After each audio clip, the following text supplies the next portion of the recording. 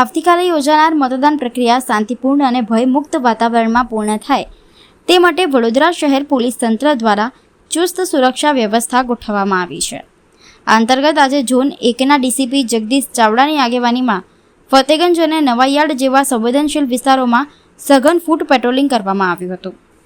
આ પેટ્રોલિંગ દરમિયાન સ્થાનિક પોલીસ સાથે પેરામિલિટરી ફોર્સના જવાનો પણ મોટી સંખ્યામાં જોડાયા હતા. સમગ્ર વિસ્તારમાં ચુસ્ત નજર રાખી કાયદો અને વ્યવસ્થા જાળવવા માટે સઘન ચેકિંગ અને દેખરેખ કરવામાં આવી હતી. પોલીસ તંત્ર દ્વારા મતદારો નિર્ભય વાતાવરણમાં મતદાન કરી શકે તે માટે સતત મોનિટરિંગ કરવામાં આવી રહ્યું છે અને કોઈ પણ અનિચ્છનીય બનાવ ન બને તે માટે સખત બંદોબસ્ત ગોઠવવામાં આવ્યો છે. વડોદરા શહેરમાં મહાનગરપાલિકા અને તાલુકા જિલ્લા પંચાયતના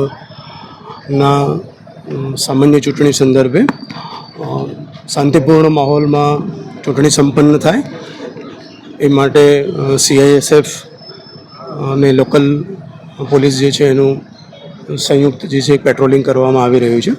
આપ બધા જાણો છો, આવતીકાલે લોકશાહીનો પર્વ ઉજવાઈ રહ્યો છે. તમામ નિર્ભય રીતે સારી રીતે મતદાન કરી શકે. સંવેદનશીલ અને અતિ સંવેદનશીલ જે બૂથ અને વિસ્તાર છે એનું અત્યારે એ વિસ્તારમાં પેટ્રોલિંગ ચાલુ છે. વડોદરાવાસીઓ મોટા પ્રમાણમાં મતદાન કરે એવી આશા રાખીએ છીએ.